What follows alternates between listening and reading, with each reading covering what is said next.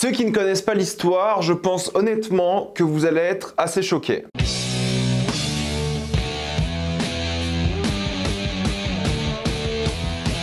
Le Cercle des Neiges. Comme d'habitude, jusqu'à la minute indiquée dans le titre de la vidéo, il n'y aura pas de spoilers, soyez tranquille, après on va tout spoiler. Le Cercle des Neiges est l'histoire d'une équipe de rugby remplie de jeunes qui va décider de partir en compétition sportive à l'étranger. L'équipe uruguayenne va prendre l'avion qui va passer au-dessus de la cordillère des Andes, mais celui-ci va malheureusement se cracher. Les nombreux membres de l'équipe et d'autres personnes qui les avaient accompagnés sont maintenant perdus en plein milieu des montagnes, seuls et dans le froid. Le Cercle des Neiges est un film Netflix qui est sorti aujourd'hui, un film de Bayona. Bayona, c'est un gars que moi j'aime beaucoup, j'ai vraiment aimé tous ses films. Son dernier film, étonnamment, je pensais qu'il avait fait autre chose entre temps, était le Jurassic World de Fallen Kingdom, le seul Jurassic World que moi j'aime bien, mais il a aussi travaillé sur les 2 premiers épisodes du Seigneur des Anneaux, les Anneaux de Pouvoir, probablement les meilleurs épisodes de la série, mais bon, ça veut pas dire grand chose, soyons honnêtes. Du coup, voilà, j'étais content, nouveau film de Bayona, je vais en parler, c'est des films qui me plaisent en général, c'est des films qui me plaisent à moi. Toujours un peu triste de pas découvrir un film de cinéma au cinéma, parce que pour le coup, ce film-là aurait pu être nickel en salle,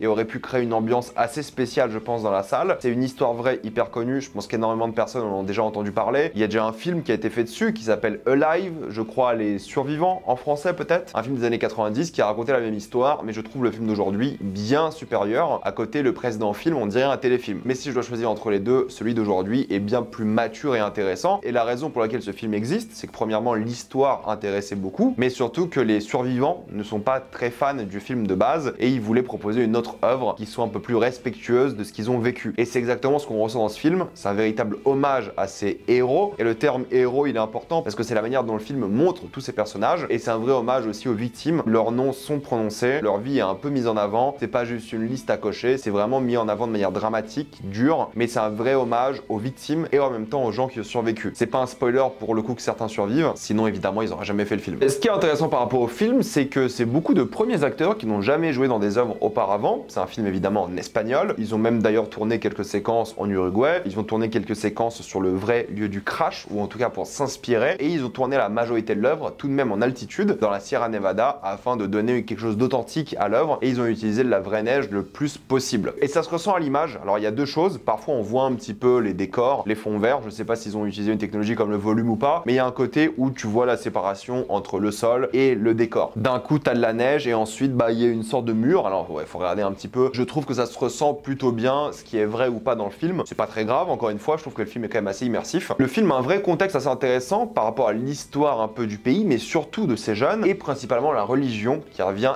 énormément aussi. C'est un pays religieux avec beaucoup de personnes religieuses, et quand ils sont mis dans une situation extrême, la religion a une vraie place. Il y en a qui continuent à y croire, d'autres pas. C'est assez intéressant ce sujet du film, mais le film est porté par deux choses. Je trouve la mise en scène et surtout le scénario. Le film est narré par l'un des membres de l'équipe de rugby. C'est lui qui raconte son histoire en mode journal intime, et je trouve ça assez touchant la manière dont ils ont utilisé cette narration. Et il y a des choses intéressantes par rapport au narrateur, mais là où c'est vraiment fort, c'est par rapport à l'ambiance aussi pour le coup. C'est clairement angoissant de A à Z, même si tu connais l'histoire, et je pense que si tu connais l'histoire, c'est peut-être un peu mieux comme œuvre, parce que t'attends le fameux moment, t'attends le gros changement moral qui est dans le film, et dans la tête de ces personnes-là, t'attends avec beaucoup d'anticipation ce qui va se passer. Tu sais ce qui va se passer entre temps, tu sais un peu toutes les choses qu'ils vont subir, donc en vrai si tu connais l'histoire, t'as aucune surprise scénaristique. Mais la manière dont l'ambiance est gérée, cette angoisse, ce stress qui est quand même existant, même si tu connais ce qui se passe, est vraiment réussi. Tu ressens le froid grâce au costume, grâce au maquillage, grâce au décor, les subtilités, que ce soit les lèvres, les dents, les yeux, la peau, toutes ces choses-là, tu ressens le froid, tu vois la force de la nature. Les scènes de blizzard sont vraiment bien faites, tout est vraiment bien fait de ce point de vue-là, l'environnement est vraiment bien filmé. Cette nature qui attaque, qui est violente, qui oppresse, et de l'autre côté, t'as un peu le soleil salvateur, et il y a un vrai jeu sur les lumières, sur les reflets, la lumière qui sauve, les reflets qui représentent quelque chose que les personnages ne veulent pas voir. À chaque fois qu'ils se regardent dans un miroir, c'est souvent pour des mauvaises nouvelles. La peur de la nuit, il y a une sorte de compte à rebours constant de jour en jour, parce que la journée, ça va. Mis à part le manque de nourriture, il fait pas si froid que ça. Par contre, la nuit, il fait extrêmement froid, une chute de 30 degrés. Donc chaque nuit est un vrai défi. Et du coup, il y a un compte à rebours dans le film qui marche vraiment bien. Et la progression des dégâts corporels, que ce soit évidemment la perte de poids, les dents qui tombent, les ongles, toutes ces choses-là, c'est assez dégueulasse, mais c'est le but. Ça montre un peu la violence et l'évolution, et on dirait vraiment des victimes à la fin qui ont vraiment évolué physiquement. Et puis le crash d'avion est vraiment violent aussi, entre les membres cassés, les coups broyés, le crash d'avion est vraiment violent et assez déroutant à regarder aussi. C'est là que tu te rends compte que la vie humaine, ça peut partir comme ça. Mais dans tout ça, il y a quand même une sorte de grand respect et une sorte de poésie. Il y a d'ailleurs une scène très touchante où il y a une sorte de concours de poésie, mais on ressort une vraie humanité. Le but, c'est de montrer que ces gens-là ont survécu l'impossible, certains d'entre eux, et que dans cet impossible-là, il y avait de belles choses et il y avait une vraie humanité. Et c'est la force du film, c'est de montrer cette humanité dans des situations absolument atroces et le parallèle avec ce qu'ils sont obligés de faire pour survivre. J'ai trouvé le film assez beau, que ce soit dans la géographie du lieu, dans la manière dont les montagnes sont filmées, ce gigantisme. Tu vois jamais les distances, tu sais pas si c'est à 15 minutes ou à 3 heures. L'échelle absolument gargantuesque, le voyage qui est entrepris par ces gens, et en même temps le côté claustrophobique avec des focales différentes pour la caméra en intérieur pour filmer ça de manière encore plus angoissante. Je trouve que le travail qui est fait entre l'extérieur et l'intérieur est vraiment prenant car l'ambiance est complètement différente. Ce qui est vraiment fort, c'est qu'en fonction des endroits, l'intérieur ou l'extérieur devient l'endroit le plus intéressant pour survivre. Et du coup, cette incertitude garde en haleine tout le long. J'adore la manière dont il montre la nuit qui est meurtrière mais qui en même temps est magnifique visuellement, que ce soit le ciel, les nuages, les étoiles, mais juste la forme des montagnes. Encore une fois, avec ces lueurs d'espoir visuelles très lumineuses, c'est tout le paradoxe de ce gigantisme magnifique visuellement qui tue les gens tout simplement. Et j'adore la manière dont le film prend le point de vue de certains personnages pour cacher certaines choses. Vous savez très bien de quoi je parle. Il joue aussi avec des éléments du réel, que ce soit des photos qui sont reproduites ici ou tout simplement diffusées dans le générique de fin qui donne encore plus de crédibilité à l'œuvre. Mais c'est le scénario qui tient aussi beaucoup en haleine pour le coup parce qu'il y a toujours de nouveaux problèmes, il y a toujours de nouvelles possibles solutions, il y a toujours de nouvelles personnes qui peuvent y passer. Ça s'arrête jamais, que ce soit l'espoir de certains avions qui passent, que ce soit des nouvelles idées qu'ils ont qui peuvent ou pas marcher. C'est 2h25 qui passe vraiment vite pour le coup je trouve parce que c'est un compte à rebours constant avec des nouveaux défis, des nouvelles possibilités et ça ne s'arrête jamais et je trouve ça vraiment bien. Et je trouve que le fameux élément important de l'histoire est vraiment montré avec respect et violence, mais c'est normal et je trouve que c'est une très bonne idée. C'est toute la thématique de l'œuvre, hein, c'est l'humanité qui est perdue mais auquel les gens doivent s'accrocher, c'est le côté religieux, croire ou ne pas croire, en qui croire aussi c'est important, la jeunesse un peu rock qui s'est vue, sans mauvais jeu de mots, couper les ailes. Le film n'est pas forcément facile à regarder même s'il n'y a pas des choses extrêmement violentes ou gore, c'est juste que c'est moralement assez compliqué, c'est difficile et vu à quel point le film semble réel quand tu sais que les survivants l'ont accepté et ont trouvé que c'est une bonne œuvre, le fait que tu saches que ces gens ont vraiment vécu ça quasiment de cette manière, ça rend la chose déprimante. Donc pour conclure, j'ai trouvé le film vraiment bien. Si vous aimez les films de survival, vous allez sûrement adorer celui-ci. Il est prenant, bien rythmé, poétique, vraiment bien filmé aussi. Un vrai bon début d'année me concernant, une vraie petite pépite. Si vous voulez voir des gens dans des situations inconfortables et difficiles, celui-ci va vraiment vous plaire et je pense que beaucoup de personnes vont s'en rappeler parce que c'est la version définitive de ces histoires. Un peu quelques regrets sur certains défauts que je trouve un peu mal amenés dans le film par rapport à une radio qui est utilisée, t'as l'impression, juste pour de l'exposition scénaristique et jamais pour mettre l'ambiance à d'autres moments, ou la musique de Michael Giacchino qui d'habitude fait de belles performances. Là aussi c'est une belle musique mais je trouve un peu académique et simple et le film est un peu académique à certains moments et peut-être un peu simple mais il regorge quand même de pas mal d'idées et je trouve que c'est l'un des meilleurs films Netflix que vous allez avoir l'occasion de voir, pas le meilleur mais il sera sûrement dans la liste et l'un des meilleurs survival que j'ai vu ces dernières années. Donc honnêtement pour les gens qui aiment les survival, je vous le conseille. Maintenant on va rapidement passer en spoiler.